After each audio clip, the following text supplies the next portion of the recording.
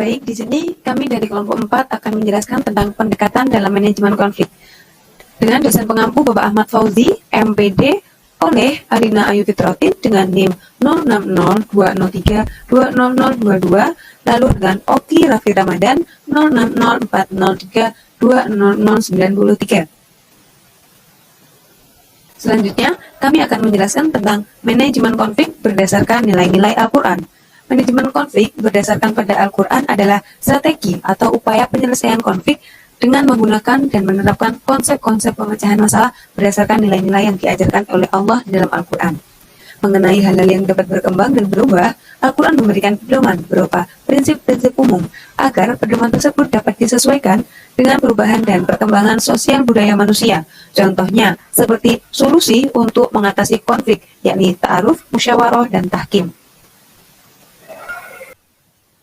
Di sini dijelaskan mengenai solusi tersebut, yakni ada ta'aruf, musyawarah, dan tahkim.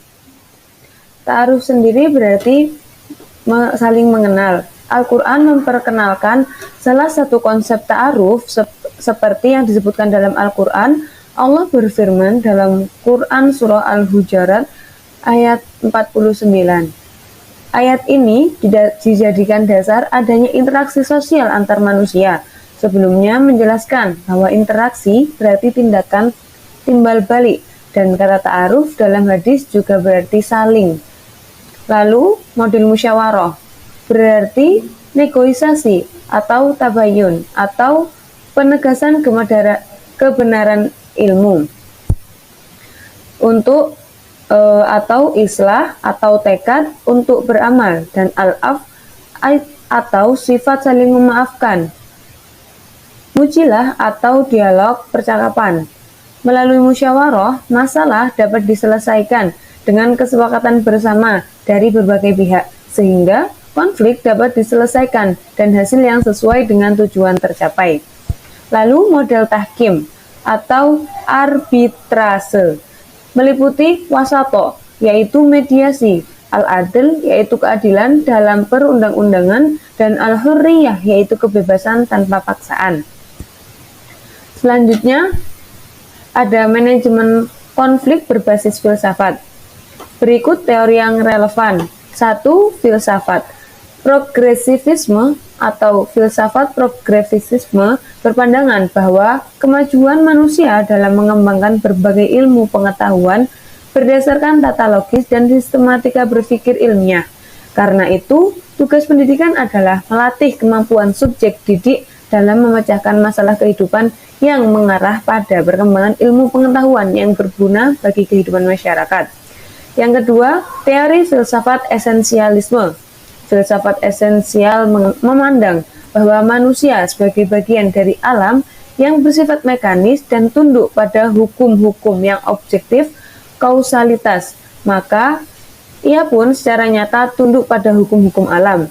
Lalu ada dalam perspektif teori rekonstruksivisme bahwa pendidikan dapat memunculkan kesadaran para subjek didik untuk senantiasa memperhatikan persoalan sosial, ekonomi, dan politik, dan menjelaskan pada mereka bahwa memecahkan masalah atau problem atau sama halnya dengan konflik hanya melalui keterampilan memecahkan problem.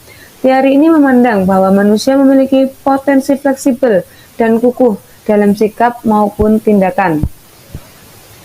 Dalam filosofi manajemen konflik, yaitu upaya atau strategi untuk menyelesaikan konflik antara dua orang atau lebih, dilakukan secara hati-hati, kritis, serius, dan penuh tanggung jawab, dengan memaksimalkan penggunaan hubungan instrumental utama untuk memahami variabel konflik yang berbeda yang terjadi agar konflik dapat diselesaikan atau menjadi konflik yang fungsional untuk mencapai visi, misi, dan tujuan dalam organisasi. Menurut Wirawan, dikutip oleh Sudarmanto, manajemen konflik adalah proses pengembangan strategi konflik sebagai rencana penyelesaian konflik. Konflik yang tidak dikelola dengan baik dapat berkembang menjadi konflik destruktif, di mana Masing-masing pihak memusatkan tenaga, pikiran, dan sumber daya organisasi bukan untuk meningkatkan produktivitas, tetapi untuk merugikan dan menghajar. Manajemen konflik menurut pandangan psikologi. Manajemen konflik berbasis psikologi artinya bahwa dalam melakukan diupayakan memperhatikan aspek kejiwaan manusia secara utuh sebagai sosok yang memiliki kepribadian, inteligensi atau pemikiran, keinginan, kreativitas, perhatian, inovasi, perasaan, motivasi, dan pengakuan atas eksistensinya. Sehingga dalam penyelesaian konflik, nilai-nilai pengakuan, penghargaan, kemanusiaan menjadi sebuah pertimbangan yang mesti dilakukan.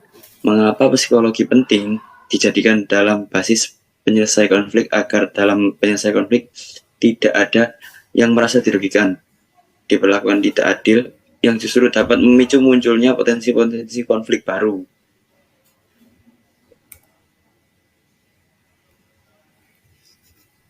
Manajemen konflik berbasis sosiologi. Dalam sosiologi, kita mengenal adanya teori konflik yang berupaya memahami konflik dari sudut pandang ilmu sosial. Teori konflik adalah sebuah teori yang memandang bahwasanya perubahan sosial tidak terjadi melalui proses penyesuaian nilai-nilai yang membawa perubahan. Akan tetapi, terjadi disebabkan adanya konflik yang menghasilkan suatu kesepakatan yang berbeda dengan kondisi semula.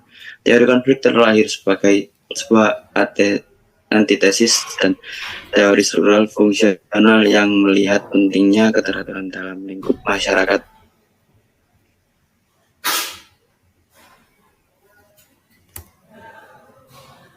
Sekian presentasi dari kelompok kami, kurang lebihnya mohon maaf. Terima kasih. Wassalamualaikum warahmatullahi wabarakatuh.